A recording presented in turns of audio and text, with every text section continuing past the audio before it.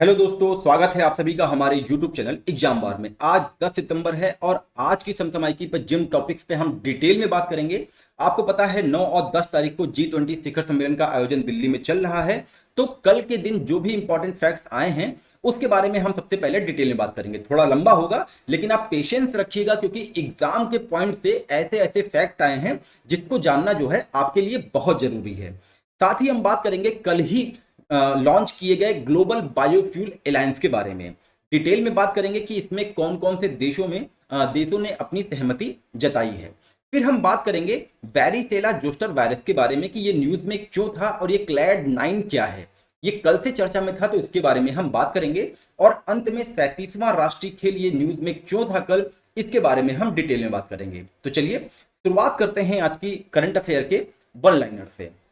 आज 10 सितंबर है और आज के दिन पूरी दुनिया में वर्ल्ड सुसाइड प्रिवेंशन डे मनाया जाता है। अब इसकी शुरुआत कब हुई? इसकी शुरुआत WHO के द्वारा वर्ष 2004 में औपचारिक रूप से की गई थी। झारखंड सरकार ने अपनी सार्वभौमिक पेंशन योजना में ट्रांसजेंडर समुदाय को शामिल किया है। आगे बात करें, इंपॉर्टेंट लाइन है, बेंगलुरु के मल्लेश्वरम में अपनी तरह के पहले भूमिगत ट्रांसफार्मर का उद्घाटन किया गया। तो भूमिगत ट्रांसफार्मर का उद्घाटन कहां पे किया गया? बेंगलुरु के मल्लेश्वरम में। इसको आप ध्यान रखे रहिएगा। एक पुस्तक है जिसका नाम है अजय टू योगी आदित्यनाथ। अब इस नाम से ही आप समझ गए होंगे कि आपके लिए कितना इंपॉर्टेंट होगा। तो पहले बता दें कि इस पुस्तक के जो लेखक हैं उनका नाम है शांतनु गुप्ता। और ये कल न्यूज में इसलिए था क्योंकि एशिया बुक्स ऑफ रिकॉर्ड्स में इसने अपना स्थान प्राप्त किया है और सबसे अधिक पुस्तक लॉन्च करके इतिहास रच दिया है। तो अजय टू योगी आदित्यनाथ के लेखक कौन है? शांतनु गुप्ता। इसको आप जो है ध्यान रखिएगा। आगे बात करते हैं, भारतीय स्टेट बैंक ने अपना nation first transit card launch कर दिया है जिसका इस्तेमाल देश भर में कहीं पर भी किया जा सकता है। इस कार्ड का इस्तेमाल ट्रांसपोर्ट के लिए कर सकते हैं और इसके जरिए मेट्रो कार्ड, बस, पार्किंग जैसे कई स्थानों पर डिजिटल टिकटिंग पेमेंट के लिए हम कर सकते हैं। अब ये काम किस पे करेगा? ये रुपए और नेशनल कॉमन मोबिलिटी कार्ड के टेक्नोलॉजी पर काम करेगा।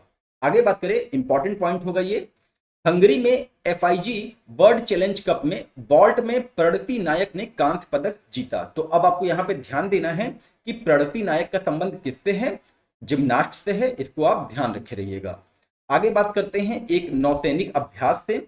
भारत और फ्रांस की जो एक नौसैनिक अभ्यास होती है जिसका नाम है वरुण। तो वरुण 23 मतलब कि वरुण 2023 का जो आयोजन किया जा रहा है वो अरब सागर में किया जा रहा है। इसको आप ध्यान रखिएगा, ऐसे भी क्वेश्चन जो है जनरेट होते हैं। शुक्रवार की देर रात में मोरक्को में विनाशकारी भूकंप आता है और कहां पे आता है? हाई एटलस पर्वत पे आता है। और इस भूकंप से 1000 से अधिक लोगों की मौत हो जाती है और 1200 से अधिक लोग घायल हो जाते हैं। बहुत ही विनाशकारी भूकंप है। तो आपको यहाँ पे ये ध्यान देना है कि हाई एटलस पर्वत कहाँ पे है? मोरक्को में है। अब आगे बात करते हैं G20 से रिलेटेड। तो जब कल मीटिंग की शुरुआत होती है तो पारंपरिक फोटो ऑप के लिए प्रधानमंत्री नरेंद्र मोदी जहां पे खड़े होते हैं उसके ठीक पीछे कोणार्क व्हील था। तो इसके बारे में हम जानते हैं क्योंकि अब ये आपके एग्जाम के लिए बहुत इंपॉर्टेंट हो चुका है। विश्व नेताओं के स्वागत के लिए भारत ने उड़ीसा के कोणार्क व्हील का प्रदर्शन किया। पीएम मोदी ने पारंपरिक फोटो ऑप के लिए उनसे हाथ मिलाया जिसकी पृष्ठभूमि में उड़ीसा के कोणार्क व्हील को चित्रित करने वाली एक दीवार थी। कोणार्क व्हील का निर्माण 13वीं शताब्दी के दौरान राजा नरसिम्ह देव प्रथम के शासनकाल के में किया गया था।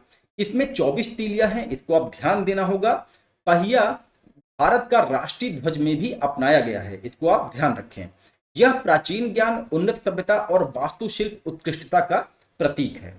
वर्ष 1984 में यूनेस्को द्वारा इसे विश्व धरोहर स्थल घोषित किया था। इसको आप ध्यान रखिएगा। अब आगे बात करते हैं कल के मीटिंग से जो हमारे लिए इंपॉर्टेंट फैक्ट्स निकल के आए हैं।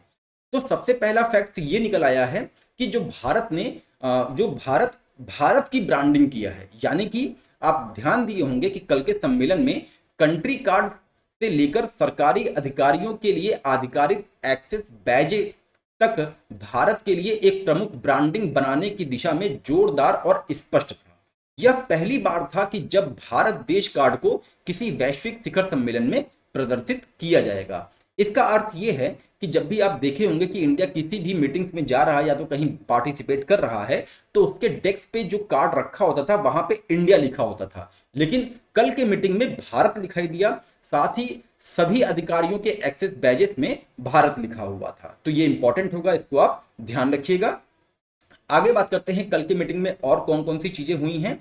तो जो सबसे इंपॉर्टेंट चीज हुई है वो ये हुई है कि G20 देशों में अब अफ्रीकी संघ को भी जोड़ लिया गया है और अफ्रीकी संघ को स्थायी सदस्य बना दिया गया है। शिखर सम्मेलन में अपनी प्रारंभिक टिप्पणी में प्रधानमंत्री मोदी ने अध्यक्ष अजाली असमौनी के प्रतिनिधित्व वाले एयू को स्थायी सदस्य के रूप में G20 नेताओं की मेज पर सीट लेने के लिए आमंत्रित किया। एयू के लिए एक मैं अलग कंटेंट तैयार किया हूं जिसका वीडियो जो है आज ही अपलोड कर दिया जाएगा और वहां से भी बहुत ही इंपॉर्टेंट फैक्ट्स निकल के आएंगे। आगे बात करें, जापानी प्रधानमंत्री फूमियो किशिदा की पत्नी योको किशिदा सहित G20 नेताओं के कम से कम 15 जीवन साथियों यानी कि कपल ने 9 सितंबर कल के दिन नई दिल्ली में 1200 एकड़ में पूसा भारतीय कृषि अनुसंधान संस्थान परिसर का दौरा किया। तो अब पूसा जो है एग्जाम के पॉइंट ऑफ व्यू से इंपॉर्टेंट हो चुका है, तो इसको आप ध्यान रखिएगा। आगे बात करते हैं, G20 नई दिल्ली नेताओं के घोषणा पत्र में G20 महिला मंत्री स्तरीय का समर्थन करने के लिए महिला सशक्तिकरण पर कार्य समूह working group of women empowerment बनाने की घोषणा की गई। इस कार्य समूह की जो पहली बैठक होगी वो कहां पे होगी, वो ब्राजील की G20 अध्यक्षता के दौरान होगी। तो आपको दो चीज ध्यान रखना है कि एक तो भारत ने Y20 का निर्माण किया था और दूसरा महिला मंत्री स्तरीय कार्य समूह बनाया है जिसका नाम है महिला सशक्तिकरण।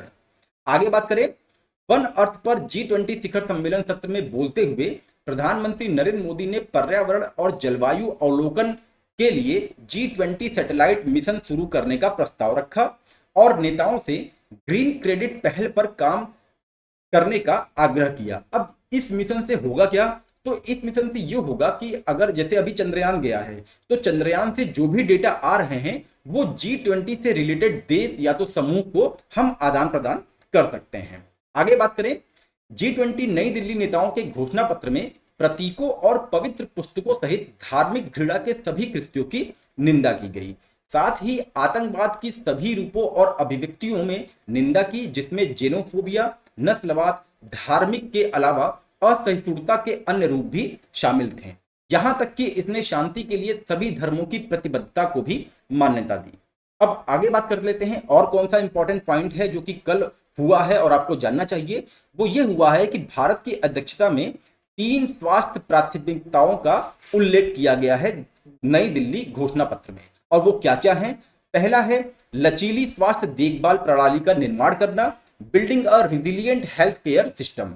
दूसरा है दुनिया भर में टीके, डायग्नोसिस्ट और चिकित्सीय जैसे चिकित्सा उपायों तक पहुंच में सुधार के लिए एक मंच का निर्माण करना। तीसरा है देशों के बीच डिजिटल सामान साझा करने के लिए मंच बनाना। तो ये तीनों जो है आपके एग्जाम के लिए इंपॉर्टेंट हो चुके हैं, उसको आप ध्यान रखिएगा। आगे बात करते हैं, भारत की अध्यक्षता के दौरान G20 संस्कृति ट्रैक एजेंडे के हिस्से के रूप में सांस्कृतिक विरासत बहाली का प्रस्ताव भी रखा गया, यानी कि जो भी हमारी सांस्कृतिक विरासत है जो कि अन्य देशों में है उसको वापस लाने का भी एक प्रस्ताव जो है रखा गया। और इसी के अकॉर्डिंग जो है संस्कृति मंत्रालय ने खजुराहो की बैठक के दौरान रीएड्रेस रिटर्न ऑफ ट्रेजर्स नाम से एक प्रदर्शनी का भी आयोजन किया था। तो आपको ध्यान देना होगा कि रीड्रेस रिटर्न ऑफ ट्रेजर्स नामक प्रदर्शनी का संबंध किससे है, संस्कृति मंत्रालय से है। और इसका आयोजन कहां पे किया गया था, इसका प्रदर्शन कहां पे किया था, खजुराहो में किया गया था। इसको आप ध्यान रखिएगा। है क्या कि 1970 में यूनेस्को कन्वेंशन में जो भी साइन किया था, जो भी देश अपना साइन किए थे, उनमें एक मतलब कि एक रूल है कि स्वेच्छा से उन सभी कलाकृतियों को वापस करने का आदेश देता है जो तस्करी, चोरी या ऐसे अन्य माध्यमों से दुरुपयोग के कारण वो अन्य देश में ले जाया गया है। तो इसी के थ्रू जो है सांस्कृतिक विरासत की बहाली का प्रस्ताव जो है रखा गया है।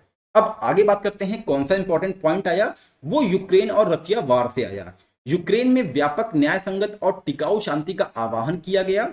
सदस्य देशों से क्षेत्रीय अधिग्रहण के लिए बल के उपयोग के खतरे से बचने को भी बोला गया, या किसी भी राज्य की क्षेत्रीय अखंडता के खिलाफ कार्य करने का आग्रह किया गया।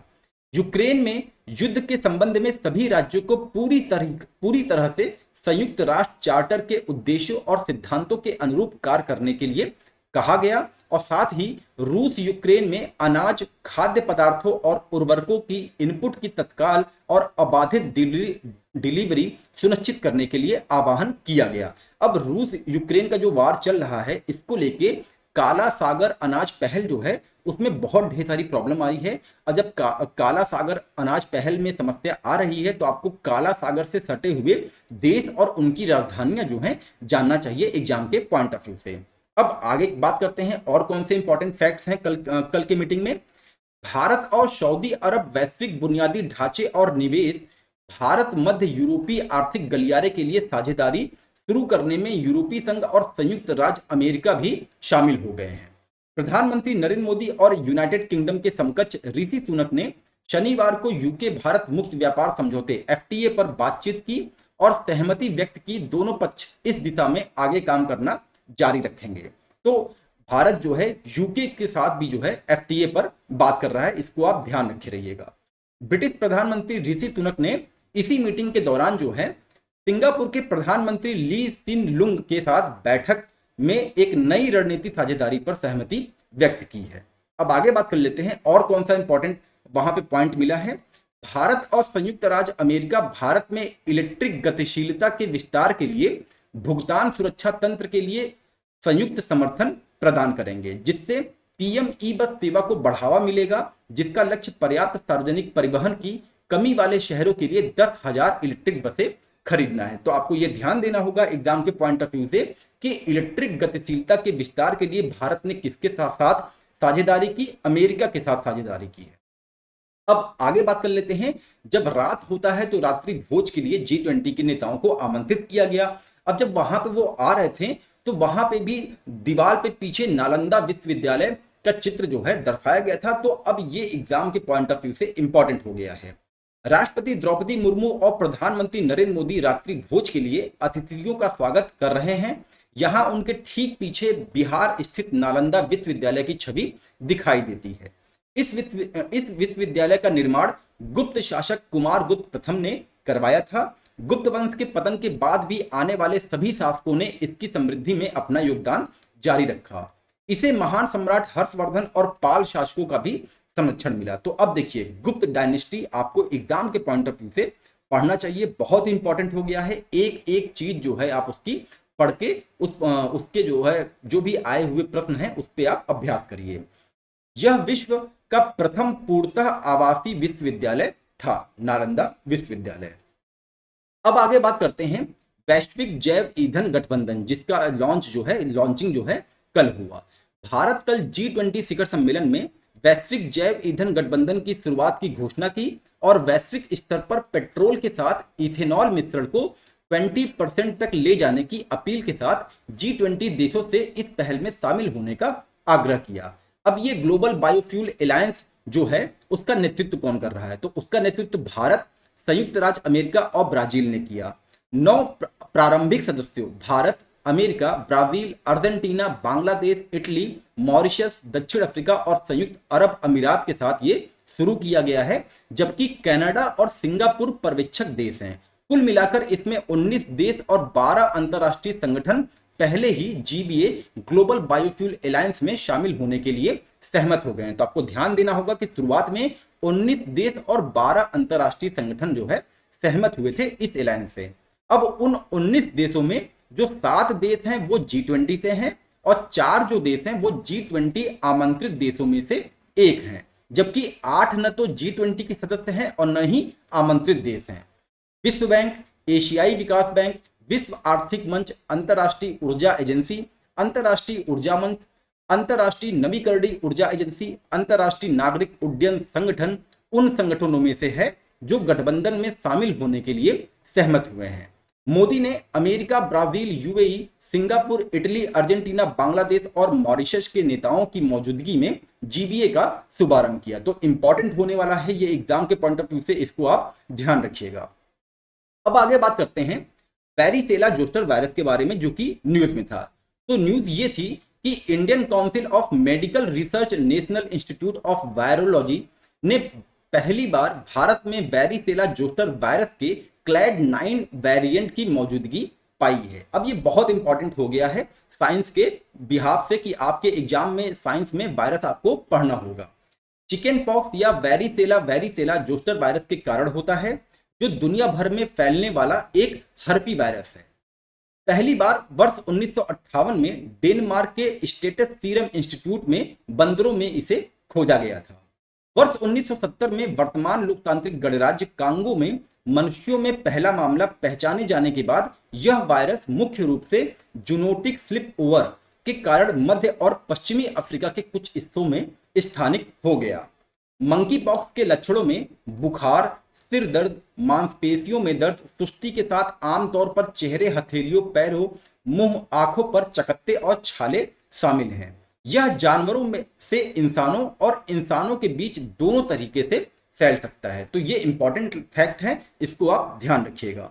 अब आगे बात करते हैं 37वां राष्ट्रीय खेल न्यूज में क्यों था। तो न्यूज ये थी कि गोवा के राज्यपाल श्री PS श्रीधरन पिल्लई ने 37वें राष्ट्रीय खेलों की शुरुआत को चिन्हित करने के लिए आधिकारिक तौर पर मशाल की शुरुआत के साथ ही राष्ट्रीय खेलों के गान मतलब कि जो थीम सॉन्ग है उसका जो है उद्घाटन किया, जिसमें महान अभिनेता अमिताभ बच्चन की प्रतिष्ठित आवाज है। भारत के राष्ट्रीय खेलों के 37वें संस्करण का आयोजन गोवा राज्य के विभिन्न स्थानों में किया जाएगा। इसमें कुल 43 खेल में प्रतियोगिता होगी। विषय मतलब कि भाई खेल। इसमें पंजाब से जुड़ा एक पारंपरिक मार्शल आर्ट फॉर्म जिसका नाम है गतका भी शामिल होगा, इसको आप ध्यान रखिएगा। तो दोस्तों ये तो रही आज की समसमाई और आज की समसमाई एग्जाम के पॉइंट ऑफ व्यू से बहुत इंपॉर्टेंट होने वाला है। इसका PDF आपको जो है हमारे टेलीग्राम ग्रुप में मिल जाएगा। अगर आप अभी भी टेलीग्राम ग्रुप से नहीं जुड़े हैं तो उसका लिंक डिस्क्रिप्शन बॉक्स में दे देंगे, आप वहां से जुड़िए। और अगर आपको लगता है कि कंटेंट एग्जाम के पॉइंट ऑफ व्यू से इंपॉर्टेंट है तो आप इसको अपने दोस्तों के बीच में शेयर जरूर करें, उनसे चैनल को लाइक करें और सब्सक्राइब करने के लिए कहिए। चलिए मिलते हैं अपने अगले कंटेंट जो कि AU से रिलेटेड होगा और वो भी बहुत इंपॉर्टेंट है एग्जाम के पॉइंट ऑफ व्यू से। तब तक के लिए नमस्कार, जय हिंद, जय भारत।